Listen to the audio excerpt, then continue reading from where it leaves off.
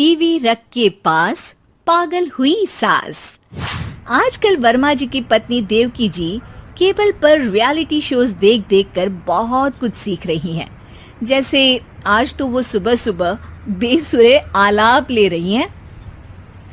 सारे गामा धा।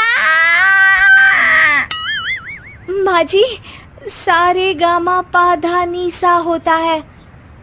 अरे वो तो सब गाते हैं, ये मेरा स्टाइल है। आवाज तो कम कर लीजिए माँ जी, पर्दे फट जाएंगे कान के। ये कहो कि पर्दों में आग लग जाएगी। देखना, मेरी आवाज सुन के जज आग लगा देगी, आग लगा देगी, तू तो आग लगा देगी, ऐसा बोलेंगे। सरिता वहां से परेशान होकर चली जाती है और सास रियाज जारी रखती है।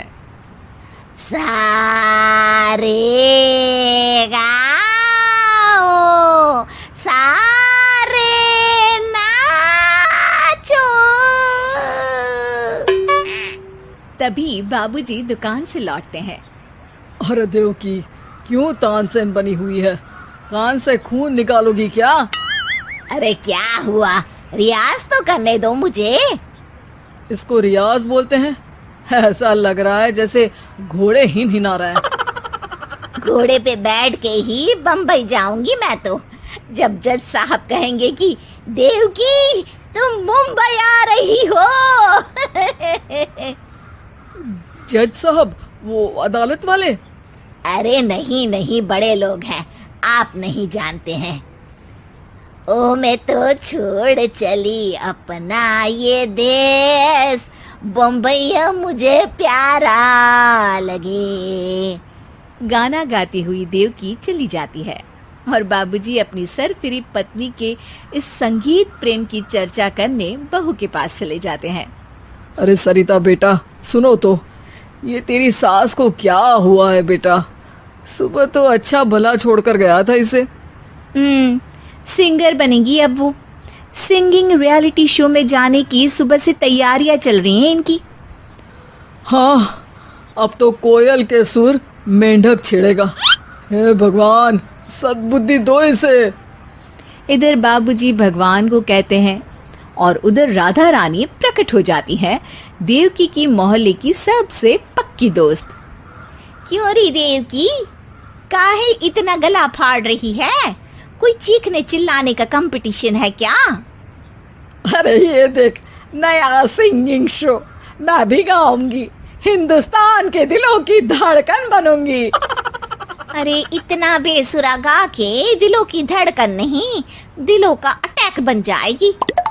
इससे तो अच्छा है कि नाच ही ले। वैसे भी दिन भर मोहल्ले में नाचती तो रहती है तू, कभी इसके घर कभी उसके घर। देवकी को समझ में आ जाता है कि उसका गाना किसी को पसंद नहीं आ रहा। अगले दिन सरिता देखती है कि सास पैरों में घुंघरू बांध के नाच रही है।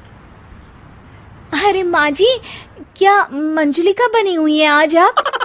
अरे नाचने दे बहू, जब तक है जान जाने जहां मैं नाचूंगी। अरे माँ जी, अभी जान निकल जाएगी इतनी जोर से नाचेंगी तो। अरे अरे, क्या कर रही हो?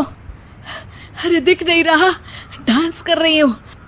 अरे जैसी तुम्हारी हरकत है, तुमको तो नागिन डांस करना चाहिए। वो भी करूंगी, भांगड़ा भी करूंगी, देखना जज मुझे देख के स्टैंडिंग ओवेशन देंगे।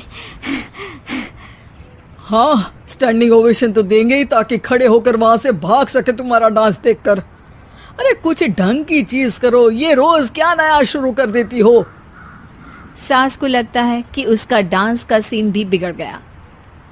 अब वो टीवी देख के कोई और कलाकारी ढूंढने लगती है। तभी उसे टीवी पर खतरों के खतरनाक खिलाड़ी शो दिखता है, जिसमें लोग अलग अलग स्टंट करते हैं। बस देवकी को नया काम मिल जाता है। अगले दिन सुबह देवकी डंबल लेकर कसरत करने लगती है। माँ जी, ये क्या कर रहे हैं आप? अरे खली जैसे बनकर खलबली मचा दूंगी। कल मैंने खतरों के खतरनाक खिलाड़ी देखा, और सोच लिया कि मुझे वही जाना है। हाँ बस। तभी वहाँ बाबूजी भी आ जाते हैं। अरे इतना भारी डंबल, अरे गिर मत जाना कहीं लेकर।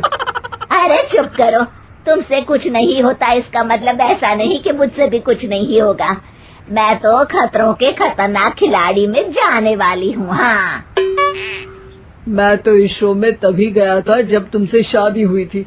तुमसे शादी करना भी खतरों के खतरनाक खिलाड़ी में जाने से कम थोड़ी ना। अब चुप भी रहिए। अरे बहू, वो भारी वाला डंबल उठा कर ला तो। अरे ना माँ जी, आप संभाल नहीं पाओगी। अरे मैंने टीवी में देखा था, एक आदमी कार उठा लेता है, इतना तो मैं उठा ही सकती हूँ ना। बहू घबराते हुए भारी वाले डंबल माँ के हाथ में दे देती है। जैसे ही माँ दोनों हाथ ऊपर करती है, पूरे शरीर का बैलेंस बिगड़ जाता है और वो पीछे की तरफ गिर जाती है। डंबल जाकर टीवी में लगता है और टीवी फूट जाती है। माँ जी, उठिए माँ जी। बाबूजी बहुत तेज हंसने लगते हैं। बाबा बाबा, टीवी और बीवी दो टेंशन थे मेरे, आज एक कम हो ही गया। बहू भी सास को उठाते उठाते इस बात पर ताली बजाकर हंसने लगती है और देवकी फिर से गिर जाती है। और इस बार देवकी भी अपनी बेवकूफी पे हंसी रोक नहीं पाती।